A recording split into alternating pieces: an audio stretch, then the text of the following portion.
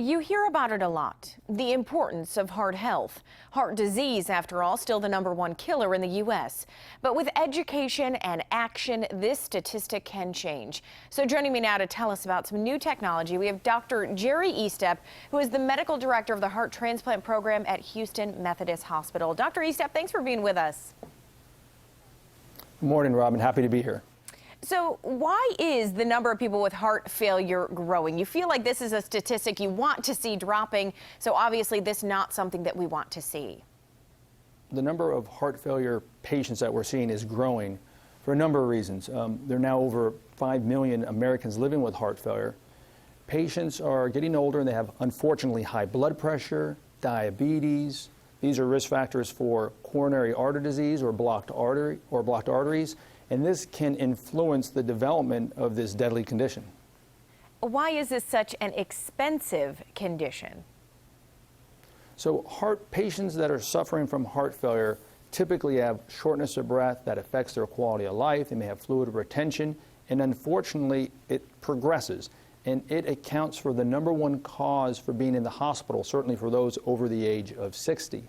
So the $30 billion that it costs in the United States, around 80% of that is the direct medical costs in caring for patients that are hospitalized. And unfortunately, one hospitalization is a red flag for a subsequent hospitalization due to unfortunate progression, where 44% of patients are anticipated to be rehospitalized in the next 6 months. So really it accounts for the morbidity, the challenges for our patients, and as a heart failure provider, it creates a challenge in terms of these costs. And on that note, what are some of the medical challenges, and I'm sure each case is very different as each patient is, but what are some of the challenges that you face in treating a patient with heart failure? So there are many challenges in treating heart failure patients. One is to identify the underlying cause, whether it's blocked arteries or heart valve problems, and you want to focus in on that to minimize the natural progression. Another main challenge is bringing together the different providers that see these patients, family practitioners, general practitioners, and cardiologists and nurse practitioners, ensuring that we're all on the same page as it relates to awareness with guideline-directed therapy, which is the cornerstone for treating these patients, and awareness of the devices that have evolved that really help us help our patients. So education remains key.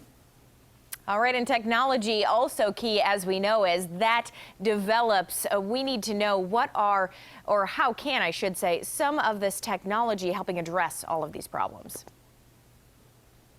So for those patients that have persistent symptoms despite using medicines and have a very weak heart, we have clear guidelines that help us help our patients with backup defibrillators, which can deliver a shock for an abnormal heart rhythm. We have a device that can be simply placed in the cath lab for those patients where the left and right side of the lower chamber of the heart are out of sync, and we can pace those hearts in a more normal way to improve the efficiency of the heart, to improve how patients feel and how long patients live. And there are two other devices that really have evolved to help us tremendously.